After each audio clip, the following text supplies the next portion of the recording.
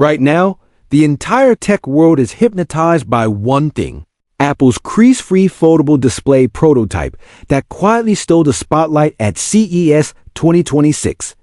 It looks futuristic, impossibly thin, and painfully expensive. At nearly $2,400, it's the perfect headline machine built to dominate thumbnails, flood social feeds, and make Apple look like it's living in the next decade. But while everyone is distracted by the foldable hype, something far more important is happening in the background, something that impacts real buyers, real upgrades, and real money.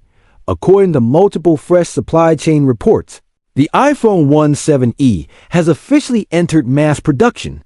And if the timeline holds, Apple is aiming for a February 2026 launch window that's only weeks away. So if you're about to buy an iPhone 16, iPhone 16e, an older iPhone, say, or even a discounted iPhone 15, stop, because you might be seconds away from locking yourself into the worst possible timing.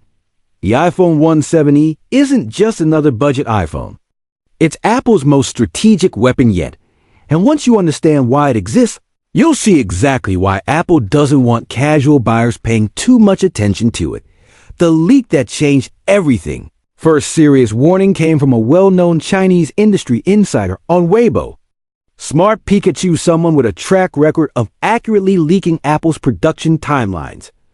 According to their report, Apple greenlit full mass production for the iPhone 17e immediately after CES, around January 9th, and that date matters, because last year, Apple followed an eerily similar schedule. Mass production started around January 8th, official launch followed in mid to late February. Global availability landed before the end of February. Apple isn't experimenting anymore. Apple is repeating a formula. And that formula tells us something big. February is no longer a quiet month for Apple. February is becoming Apple's new battlefield for affordable iPhones.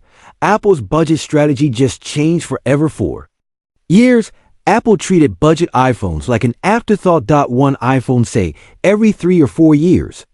Older design, older display, big compromises.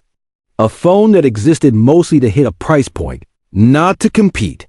That era is over, because the mid-range market is getting brutal. Google's Pixel A series keeps getting better. Samsung's Galaxy A lineup is winning globally. Chinese brands are delivering old, fast charging and high refresh rate displays for shockingly low prices. Apple can't refresh slowly anymore.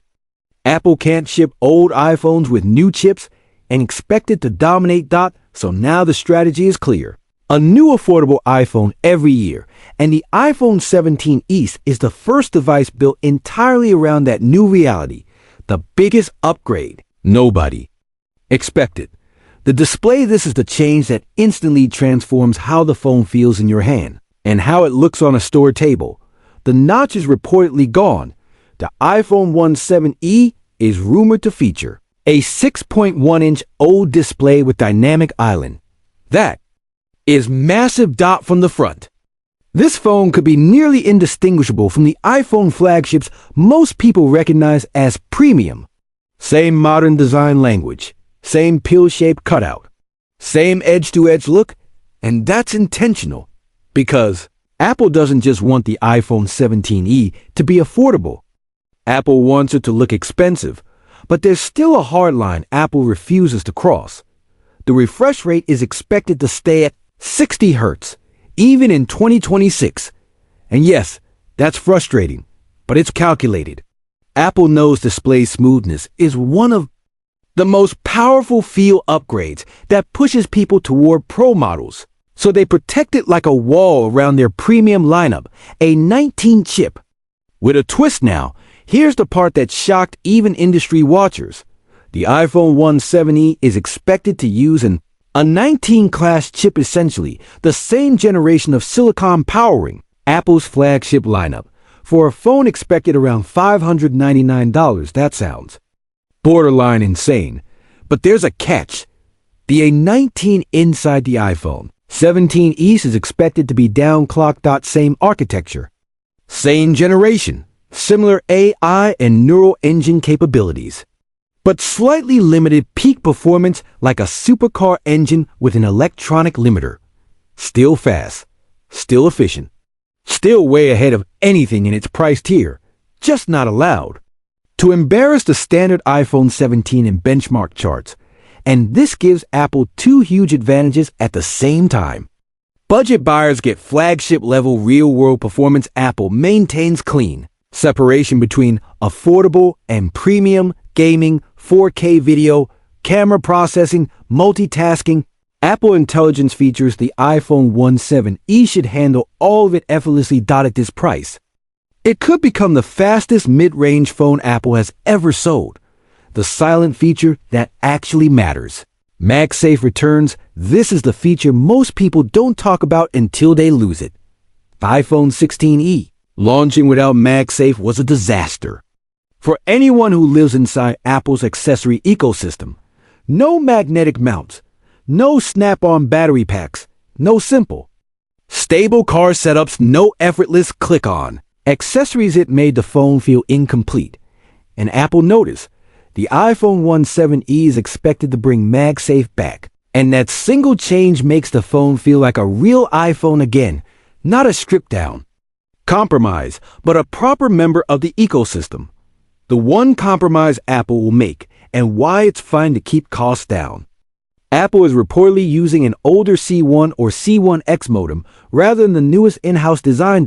So yes, in extreme situations, crowded city centers, packed stadiums, overloaded networks, 5G performance might be slightly less impressive than the newest flagship. But here's the truth. For 99% of users, you'll never notice.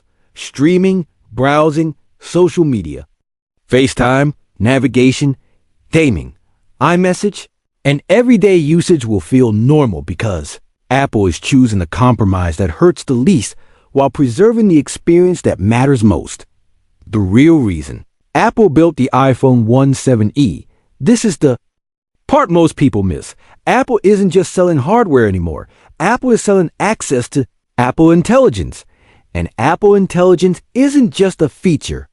It's a platform.